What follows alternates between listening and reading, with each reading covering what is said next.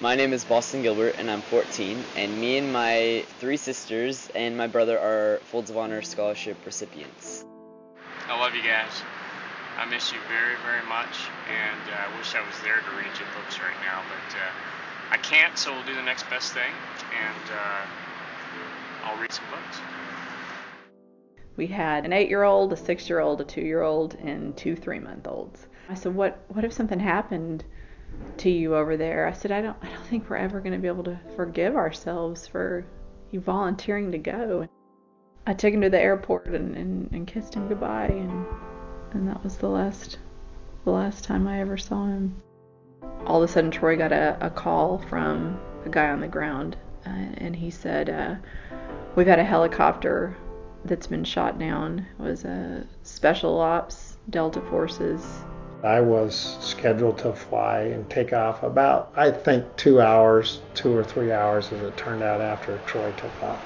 Troy was flying really low and took out one truck and was going back for a second pass. Unfortunately, on the second pass, as he was coming in, the plane didn't want to cooperate, and Troy hit the ground. The squadron commander met me as I was walking back in with all my gear, and he said, it was Troy. That's what he told me. It's Troy. U.S. Central Command Air Forces today identified Air Force Major Troy L. Gilbert as the pilot of the F-16 that crashed approximately 20 miles northwest of Baghdad on Monday. Major Gilbert's status is listed as duty status, whereabouts unknown, pending positive identification of human remains retrieved from the crash site.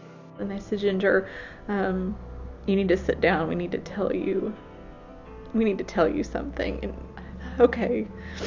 And they're going to tell me that he died. They're going to tell me my worst fear. They're going to tell me that he was killed. And they said, Ginger, he wasn't there. Insurgents had taken him in that time period between the crash itself and when they could get into the site. Monday, I find out his plane went down. Monday night, I found out he was taken, and Friday morning, it was confirmed, and his status changed from duty status, whereabouts unknown, to killed in action.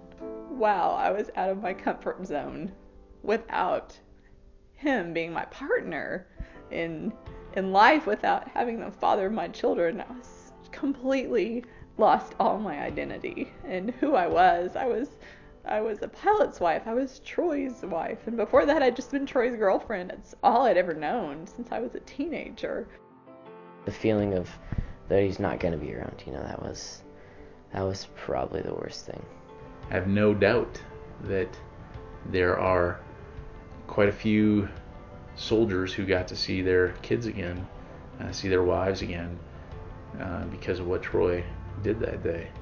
He had a passion for serving, and I think his belief was, I need to go do this. This is what I need to do. He was definitely, and everybody knew it, a man of great faith, and he loved his family. It was always evident. When you spent time around him, everyone that I knew, we all wanted, after we were away from him, we all wanted to be better. We wanted to be better husbands, or better fathers, or better officers, or better pilots. The one thing I think I learned most from my dad is probably to be kind to others. With having sisters, having a brother, just being aware of not just yourself and other people. I think that's one of my goals in life, is just to really reflect him and how he lived his. Whether I'm sure mine is going to be totally different than how his was, but with the same kind of qualities. I think just the honor of having the same last name as him is a big thing. Just like I know what to look for when I grow up, and I have a good example to follow.